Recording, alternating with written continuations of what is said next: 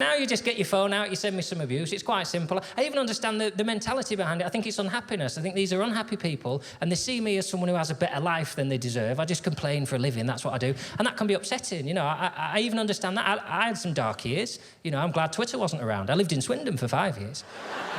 It's not a bad place, but I think when you're in your mid-20s and you could live anywhere in the world for your job and you pick Swindon, it is a sign there's something wrong.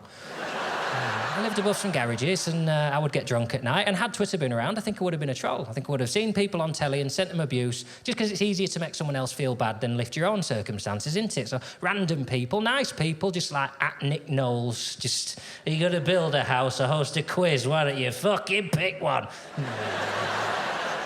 Got off to bed, I told that bloody Nick Knowles. You delete him in the morning, you think, oh, he seems quite nice, and I just cried watching DIY SOS. That's what's happened there. I've lashed out. And he does seem lovely, doesn't he? I even stopped doing that joke for a while because I thought he seems nice, but then he brought an album out, so I brought it back. I felt he was provoking me there, to be honest. Nick Knowles has got an album out, if you're unaware, which begs the question, what is wrong with the world? And more specifically, what is wrong with Nick Knowles?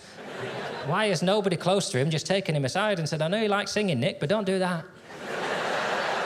It's no one else's fault. We all sing in the shower. If you want, get your shed converted, turn it into a studio. You know, you've got contacts. I'm sure you could do it for now in a weekend if you wanted to, but don't release an album, mate. I honestly think he's gone mad. I think you watch DIY SOS, it's powerful telling, isn't it? I always cry watching it, and you think, I realise for Nick Knowles, he's spent the last 10 years around people in tears telling him what a good guy he is. He's just gone insane. He just thinks he's single-handedly keeping the country together here.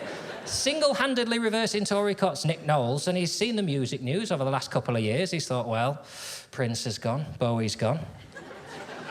Knowles, he's going to have to get his guitar out here, I think.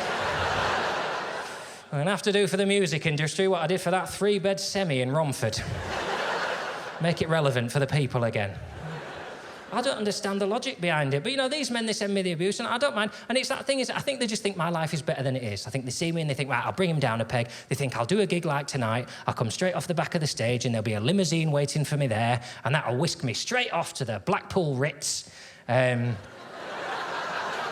probably don't know about the Blackpool Ritz. They wouldn't let your sort in, to be honest. It's not really for you. It's underneath Marks and Spencer's. You go underneath there, and you got like a big marble top bar like that. It's only famous people in there. I'll go in there. Ed Sheeran will be there. He's just done Blackpool Arena.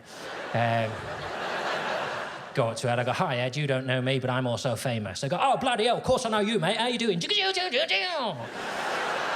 That's Ed Sheeran, if you haven't heard him talk. That's me, Ed Sheeran impression there. I do about 3 impressions throughout the gig.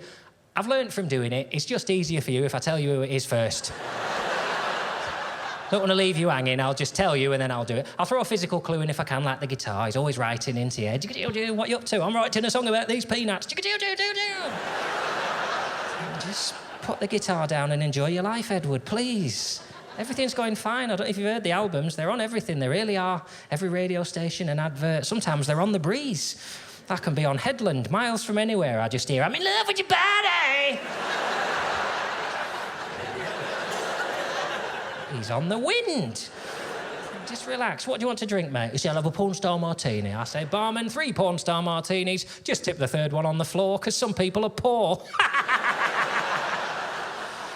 And then Ed and I'll just drink and talk about all the other celebrities we know. I don't know if you know this, celebrities we only hang around with each other, because then we've got that to talk about, you know, what could you tell us of life? So Ed will say to me, what are you doing this summer then, John? I say, well, I'm actually going on a canal boating holiday with Diane Abbott and Peter Crouch.